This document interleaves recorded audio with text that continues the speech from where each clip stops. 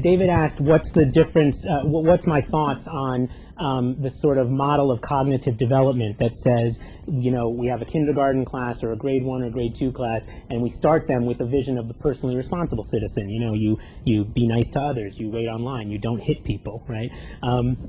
And then you move to a participatory vision, and then finally in high school and in college we ask these justice-oriented questions, right? I think that model stinks.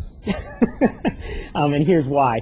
The assumption behind it is that little kids don't have the ability to think about issues of justice, right? I think that's hilarious. I don't know how many parents are in the room, but what is the largest mantra of childhood?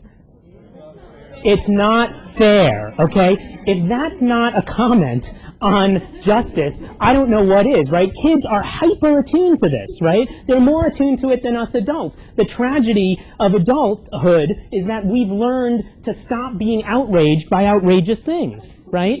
But kids continue to be outraged, right? Now, they're not always right. The kids make terrible scientists, right? You're always picking on me. You know, they only notice that you're picking on them. So I'm not saying that they have the handle on this, but a sense of justice, my God, they have a better refined sense of justice than many of us, right? It needs education, but to understand the complexity of justice, right? But from the earliest ages, I think that kids have a sharp sense of justice. And Herb Cole is a really fun book to read if you haven't seen it.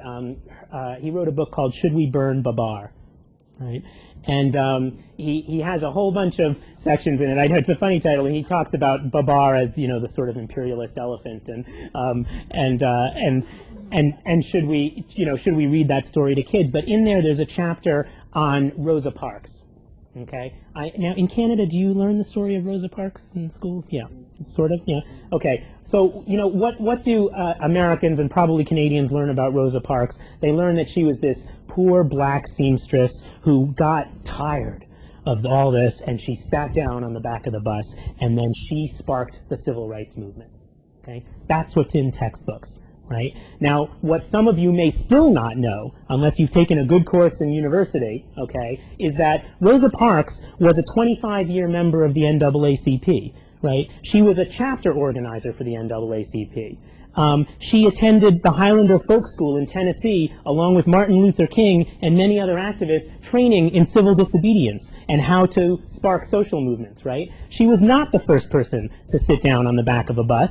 There had been a gazillion people who did that before, but none who the social movement could get beyond, who was strong enough to take the heat of what they knew what would follow, right, when it happened, and they waited for someone like Rosa Parks. Now, it was not a staged event. She really did just get fed up that day, right, but she was not a poor black seamstress, and that's it, right? She was an activist who was politically engaged in the community. Now, can you explain that better to a university student than to an elementary school student? In some ways. But the fact that an elementary school student is confronted with that story, and that's when they learn about Rosa Parks, and think that these individual heroes are the ones who make changes, right? Oh, because of Rosa Parks and Martin Luther King, it turns out we learned that black people are just as important as white people, right? That an elementary school student gets that lesson instead of the lesson that you need to work together, right, for a long time to make changes like that. Which is a message I think is fairly easy to convey to elementary school students. That's what's a travesty, right? So I don't buy that model, and I think it's one that has helped to perpetuate the idea that justice is something you deal with later in university, you know, when you've become numb to it all.